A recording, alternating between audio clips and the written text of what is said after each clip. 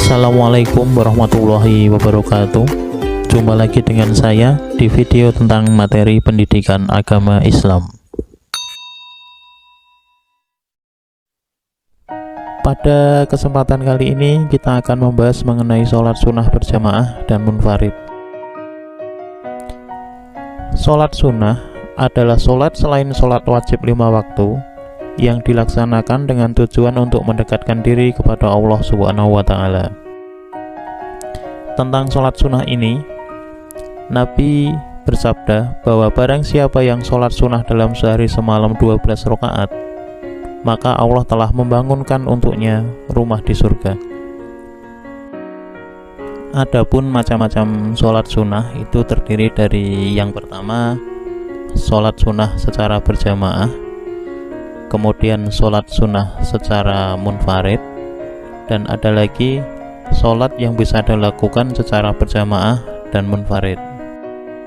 Ada beberapa sholat sunnah yang harus dilakukan secara berjamaah, semisal sholat Idul Fitri dan Idul Adha, sholat istisqa, sholat gerhana matahari, serta sholat gerhana bulan. Untuk sholat sunnah hari raya atau sholat id, hukumnya adalah sunnah muakkad bagi laki-laki dan perempuan.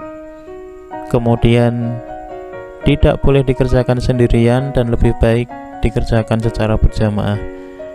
Sholat hari raya ini hanya bisa dikerjakan pada tanggal 1 Syawal untuk sholat Idul Fitri, kemudian dikerjakan pada tanggal 10 Dzulhijjah untuk sholat Idul Adha. Selanjutnya ada sholat istisqa atau biasa disebut sebagai sholat minta hujan. Sholat ini dilaksanakan ketika terjadi kekeringan atau kekurangan air pada musim kemarau yang sangat panjang. Berikutnya ada yang dinamakan dengan sholat gerhana. Terbagi menjadi dua, yaitu sholat gerhana bulan dan gerhana matahari.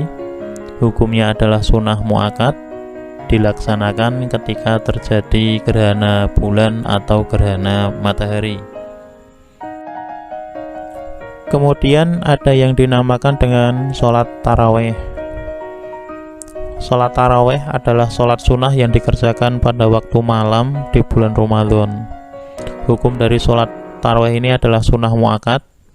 Kemudian sholat taraweh ini sebenarnya boleh dilakukan secara munfarid maupun secara berjamaah. Berikutnya ada yang namanya sholat witir. Hukum dari sholat witir ini adalah sunnah muakkad, kemudian dilaksanakan sesudah sholat isya sampai waktu fajar. Kemudian kalau pada bulan Ramadan biasanya sholat witir ini dirangkai dengan sholat taraweh. Bilangannya boleh 1, 3, 5, 7 atau sampai 11 rakaat. Berikutnya kita masuk pada pembahasan mengenai sholat munfarid. Sholat munfarid adalah sholat yang dikerjakan secara sendirian. Contohnya semisal sholat rawatib, sholat tahiyatul masjid, sholat istikharah, sholat tasbih, sholat hajat, sholat duha, serta sholat tahajud. Sholat rawatib adalah sholat sunnah yang mengiringi sholat fardu. Hal ini dikarenakan sholat rawatib dilakukan sebelum dan sesudah sholat fardu. Sholat rawatib ini terbagi menjadi dua, yaitu rawatib muakkad dan rawatib ghairu muakkad. Adapun cara mengerjakan sholat rawatib ini sama dengan sholat pada umumnya, hanya saja yang membedakan adalah dalam hal niat. Contoh sholat sunnah munfarid berikutnya adalah sholat duha. Dilaksanakan pada waktu pagi hari, dimulai dari matahari setinggi tombak sampai sesaat menjelang masuknya sholat duhur. Dilaksanakan minimal 2 rakaat, boleh 4, boleh 8, boleh 10 atau 12 rakaat. Sholat sunnah berikutnya adalah sholat sunnah tahajud.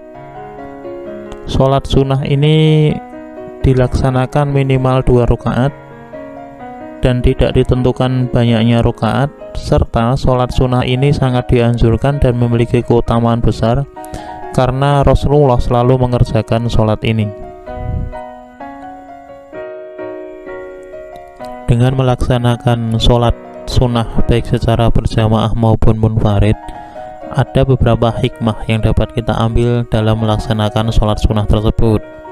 Semisal, sebagai sarana mendekatkan diri kepada Allah Subhanahu wa Ta'ala, sebagai penolong dalam segala urusan penting, kemudian dapat menambal kekurangan yang mungkin terdapat dalam sholat fardu, serta dengan melaksanakan sholat, dosa-dosa kita akan dihapus serta akan ditinggikan derajat.